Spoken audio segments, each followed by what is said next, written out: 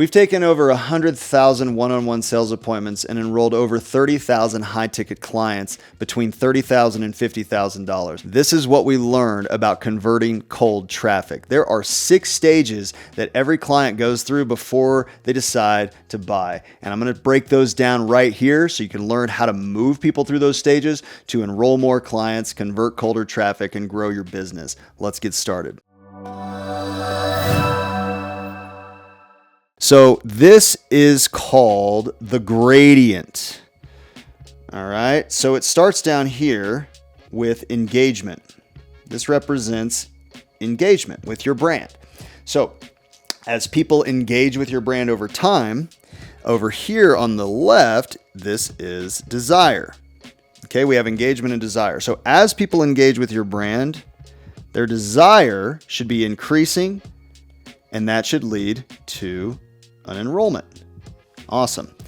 Now, there are 6 stages that somebody goes through as their desire continues to increase before they're ready to enroll.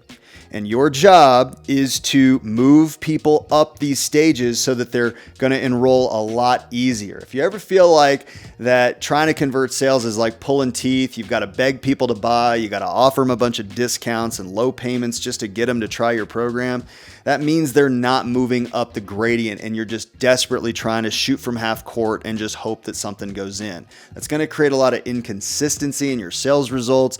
That's going to mean salespeople are in a feast and famine roller coaster. You're going to deal with a lot of turnover, and it's just really low morale, and it's very, very stressful in that stage of the business. So if you learn how to move clients up this gradient, then enrolling them into the program is so much easier. So this is how we went from 0 to over 100 million a year in revenue, because we learned how to move our clients up the gradient. So at the very bottom, there's 6 stages. We're going to write in 6 stages here. 1, 2, 3, 4, 5, 6 before I run out of room. Okay. And at the very bottom of this is when somebody feels like they don't even have a problem to solve. They're not even thinking about you yet. This is the broadest audience out there. So these are the people that if you're going to market to them, you don't want to talk about your product, your service, and all the ways that you help people. You want to talk just about the general problems that exist in their life that they're not thinking about yet. So what's going on in their life that you know exists and you know that you can solve, but it's just not top of mind for them. Okay, you want to bring that to light. So there's some marketing messages and some video presentations that are specifically designed for this audience. And what that's going to do is that's going to move them to the next stage, which is when they become problem aware. So now they're problem aware. Okay, now when people are problem aware, this is when they start to engage with your brand. But the problem is not that it's not that important to them yet. It's not a priority for them yet. So our job in this stage is to agitate this problem. Okay, so we're trying to agitate this problem to build the discontent. The stronger the discontent, the more discontent someone has, the more likely they're going to want to find a way to solve it. Now, one of the pro tips I'm going to give you here, this took us years to figure out, is you want to let them off the hook. So let them off the hook for the problem. Give them somebody else to blame for being in this situation. People are a lot more willing to accept their problem and want to solve it when they feel like somebody else caused it for them, okay? Or something else caused it for them. So let them off the hook. Find a reason that it's not their fault that they're in this situation, okay? Now, when they've agitated the problem, the next stage is when they start becoming solution focused. Okay, this is when people start to look for solutions. Now, the big mistake that most education and coaching companies make, and we made this a lot in the beginning, was this is where you think, oh, let me show you my program. Let me show you all the ways I can solve your program, your product. But that is not where they're at yet. They're still not ready to choose your path. So I'll give you an example here. We have a client that is a real estate coach. They help people build wealth in real estate and achieve financial freedom. Okay. So if somebody's got a financial problem they want to solve, they want to build wealth and have financial freedom and et cetera. They want to quit their job or get out of the rat race, then they have a lot of other options. It's not just real estate. So we don't want to start here going like, oh, well, here's what's great about my program. I'm going to teach you how to invest in real estate. And the client's like, well, I don't know if I want to do real estate yet. Okay. Then maybe they want to do stocks. Maybe they want to build a business. Maybe they want to go back to school and get a better job. We learned that there's so many things that people could do. So here, what we want to do is you want to start helping them explore those options. And the key here is to remain detached. You want to be detached from the outcome, kind of like an unbiased third party. This is when you start to become the authority figure in their life to kind of guide them through this journey. So you don't want to tell them that your path is the best path. You want to show them the different options they can choose, different options people choose to solve these problems, and just do it in a way that makes your path the sexiest, the most appealing, and the most exciting. And then you allow them to choose. Remember this, if you say it, it's your opinion. But if your client says it, it's gospel. And that is what we're doing here is we're helping them choose the path that's best for them. Hopefully that's our path. Okay. And so now they're saying, okay, I want to do that thing. I want to go in that direction. But they're not quite ready to take action yet because they struggle with, well, is this right for me? And they're in the belief stage. Okay. So in the belief stage, they're kind of doubting themselves. This is when they have their doubts around like, well, do I have enough time to make that work? Do I have enough experience? Do I have the right skill set? Do I have the right support system and the relationships? Do I have enough money to get started? What are your clients, when your clients consider going down the path that you represent? So for example, for simplicity, let's use the real estate example. If somebody were to say, okay, I see real estate as the best path for me, what are those doubts that will come into their mind that will keep them from thinking that they're going to succeed? And so we know that, well, they might be busy. So maybe they don't think that they have enough time, or a lot of times they don't know if they have enough money or how they're going to get the money, because real estate, takes money to make money. So there's belief systems. So here, in your client's eyes, what you want to do is you want to inspire hope. So you're going to inspire hope here, and you're trying to show, and this is where you can tell your story. You can tell your story about what doubts did you have when you were getting started? What doubts did your clients have when they were getting started, and how did they reconcile those? Show examples of clients that, here's a person that didn't have any time or didn't have any money, but they were able to make it work instead because of XYZ. There's countless examples of people that had similar doubts and circumstances that made it work anyway. So now we're just getting to the place where it's like, okay, there is a path for me. Okay, I see there's a way for me to succeed in this space, even though I don't have a lot of experience, even though I might be limited on time, even though I might have not a ton of money to work with, even though I might not know a lot of people in that space. You want to create some hope and inspire hope here. So the next thing, they're still not ready to take, the next thing that they're going to do, once they believe in themselves and they're like, okay, they're excited, you think they're ready to take action? But actually, this is when they struggle with the logistics of taking action. They start to think, well, hold on a minute. I don't want to set myself up for failure. I got a lot on my plate right now. So maybe it'd be better for me to do this in a few months when I got all my ducks in a row and I clear my plate. So this is a normal thing for people to feel. This is actually a good thing. It just means that they want to take it seriously and they don't want things getting in their way. They're trying to do it in a way that they're not distracted or held back. Okay, but as well as I know, that is a trap to be thinking. That is a mindset trap, because there's never a perfect time. There's never a perfect day. Okay, and so we have to get them to realize that. Okay, so this takes some massaging. So here is where we want to build urgency. Okay, we have to find a way to create urgency, because this is where we've got to show them and inspire urgency in them, that they got to get them to feel like the best time to take action was yesterday. So show the opportunity cost of not starting today. Show what that is compounded over time. If you were to have started 5 years ago, where would you be today? Where do you want to be 12 months from now? This time, exact time in the next year, where do you want to be? And what has to happen in order to get there?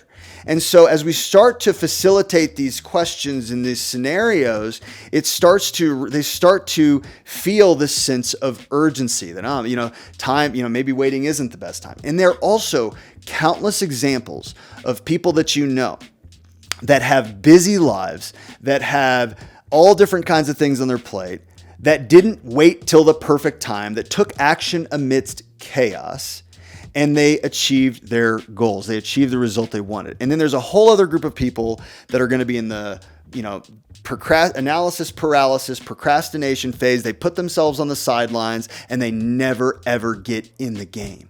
So which one do you want to be?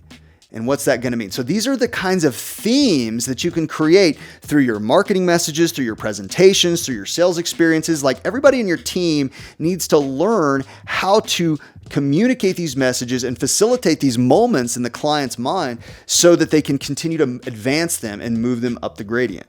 Now, there's one phase left here, and that is, if I'm going to take action, I've got two choices. I can do it by myself, or I can get professional help. So this is where it's not about getting your help yet. This is where you still want to kind of hold your horses here, kind of hold on. Don't be promoting your program yet. Don't get into sales mode. Okay. So just facilitate the principle of there's two ways if you're going to take action, you're going to go out and do this. There's two ways to do it. You can do it by yourself and learn through trial and error, and you're going to learn through the mistakes you make along the way, or you can get professional help. And they've got to explore those two different directions so they can make a choice about what they want to do. So here, what we want to do is one of the things that is appealing to somebody about doing it on their own, even though you and I both know that that's not the way they should do it, but in their eyes, that's a free choice, right? That doesn't cost them anything. They don't have to they don't have to pay up front. So if it's between spending $30,000 to $50,000 or spending zero is the current path of least resistance, right? So we know that going in, before we offer them something for 30 to 50 grand, that we've got to start to demonize free. Okay, so here we want to demonize free, because free, is going to lead. Free seems appealing now, but what is that going to lead to, right? How do we demonize free? Well, you want to showcase and walk them through the experience that they're going to have to go through. If they don't know what they're doing yet, they're going to make mistakes. No one's going to argue that. They're not going to be perfect out of the gate. So they're going to have to learn through those mistakes. Now, it's important. The pro tip on this one: don't make them feel like, or don't take the position that they are going to fail. If you take the position that, you'll never succeed that way, well, then you're going to get some really good clients that are just be like, well, I'll show you. And then now they just want to prove you wrong. Okay. So you're digging them more into the whole, like, it's not a good strategy to make them feel like they're going to fail. So give them the benefit of the doubt. This is what we learned. It's like, eventually, I'm sure you'll figure it out on your own because you're smart and you're going to be committed and you won't give up and you work hard. If you have unlimited time and unlimited funds to go through all of the trial and error and the mistakes, then I'm sure you'll eventually figure it out. But let's walk through what that looks like, because what does it look like for somebody in the real world without professional help? What problems are they going to run into? What are the consequences of those problems? What are the implications of those problems? Okay. And that starts to paint a pretty ugly picture, doesn't it? Okay. And then what happens when somebody has professional tools, great education, a support system, coaching, software, whatever it is you offer? What does it look like to have that help? And so now they have a choice. If you're going to implement in the real world to actually get real results, then you can do it by yourself or you can get professional help. Which one's going to get you to where you want to be faster and easier? Well, the answer to that is professional help. So what do you want to do? I want to get professional help. Okay, we provide professional help. Do you want to take a look at what that looks like? Yes. Let me show you. Now I'm going to show you what our professional help looks like. And that is when you can present your program. That is when they're ready to actually hear the details behind your program. And when you give it to them and you show the details, it just reinforces everything they've made every decision they've made along the way. And it just builds more desire and more urgency. And that's when the enrollment is super, super easy. If you ever had that client that you pitched and they were just like the perfect client, they were really excited, they were enthusiastic, they saw the opportunity, they were willing to pay the money, they had very few objections, and they were just like, oh man, if only all my clients sounded like that, right? That's because it was so smooth and easy because they were already at the top of the gradient. All right. And so you've probably had a lot of other experiences where they're giving you a ton. They're like the perfect fit, right? They have the problem you solve. They have the money to do it. You know you could help them, but they give you tons of excuses and all these reasons not to do it, or they ghost you on the follow-up. That's because they're lower on the gradient. Okay. So the reason it's difficult to enroll clients, the reason it's difficult to convert is because we're not moving them up the gradient, right? And so what happens so often, if you've got inconsistent sales results, or if your sales team's struggling, or if it's this feast famine revenue roller coaster, a lot of times it's because the team only knows one way to do it. It's let's pitch the program. Let's just make the program the main thing. Let's just keep telling let's pitch. But if we're pitching down here, lower on the gradient, it's like shooting the shot from half court. Okay. Not very many are actually going to go in. And so the goal, what you're wanting to do and what you want your team to understand is how to meet someone, how to identify where on the gradient they are.